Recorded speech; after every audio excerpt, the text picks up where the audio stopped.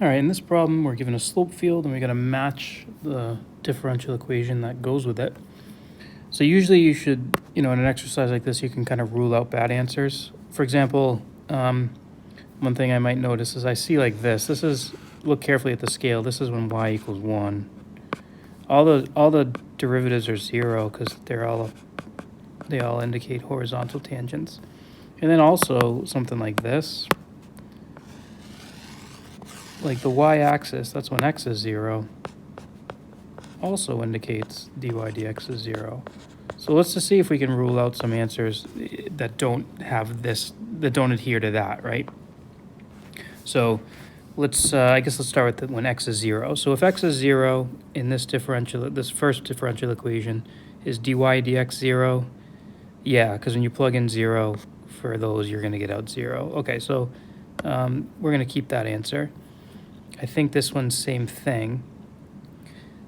These actually might be better factoring, actually. I think it's probably best maybe to take these and think of it as factoring. And this actually helps for eliminate b, right? Because if y is 1, then dy dx equals 2 times x, right? When y equals 1, then we get x times 2, or 2x. And then, those slopes may not be, and as x varies, the slopes are going to change. So, but in a picture, they're all supposed to be horizontal, so it can't be that one. Same thing here, when x is 0, right? dy dx equals, right? When x is 0, dy dx just equals y.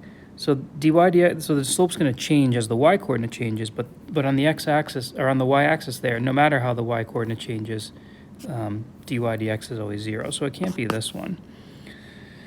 Let's see, how about this one? Dy dx equals y minus 1 times x squared. Okay, when you plug in 1 for y, we get 0, and 0, we get 0. 0 for x, rather. And what about e? So e only depends on the y coordinate. And what that means, if your differential equation only depends on the y coordinate or x coordinate, that means you should see a lot of similarities as you go across or down. So for example, this differential equation only depends on the y coordinate. That must mean that as you go across and change x coordinates, the slope should all be the same. But that's not happening, right? For example, like, I don't know, this row here of whatever that y value is, 1.5. As you go across it, right, the x-coordinate changes and the slopes change. That wouldn't happen if your differential equation only depended on the y-coordinate, okay? So now it's up to, it's down to a and d.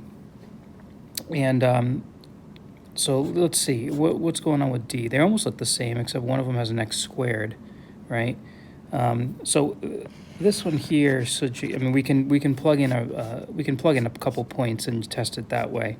That would be fine. Maybe we do that just to be more concrete at this point. Let's try like 2, 2 and see.